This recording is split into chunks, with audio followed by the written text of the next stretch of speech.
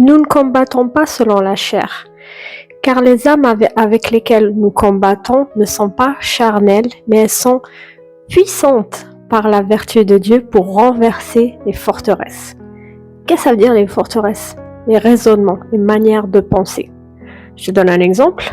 Quand quelqu'un te fait du mal, il a dit quelque chose sur toi par exemple, et toi tu te dis, bah voilà, je vais me venger, je vais dire ce qu'il a fait, et il va voir, parce que il est pas meilleur que moi. Tu vas voir que dans son passé, il y a des trucs, par exemple, ou je sais pas, ton collègue te fait un truc et tu te dis, que moi je me suis dit un jour, bah je vais pas lui ramener les papiers qu'il y a à la photocopieuse si j'en trouve, par exemple.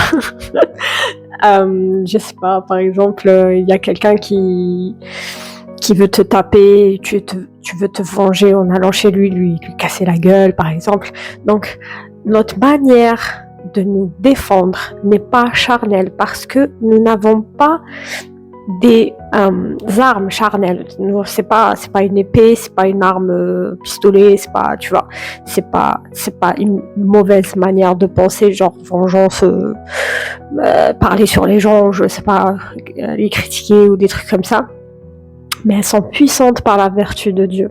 Ça veut dire quoi? Ça veut dire que c'est dans la prière qu'est ta manière de te défendre. C'est la meilleure manière. Pourquoi? Parce que quand tu lis ça, tu apprends des vérités incroyables qui peuvent t'aider dans la prière. Quand tu pries et tu dis la promesse de Dieu qui se trouve dans cette parole, c'est une puissance. Par exemple, parler en langue est une puissance. Ça te fortifie, ça te rend plus fort. Et du coup, ça se trouve où? C'est déjà, le parler en langue est une prière parfaite, mais ça se trouve dans cette parole-là. Je l'ai pas inventée. Elle se trouve là-dedans.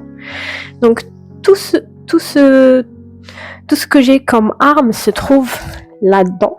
Et je peux le demander en prière. Et c'est comme ça que je gagne mes batailles. C'est en esprit. C'est là-dedans. Allez, souris, tu es bénie.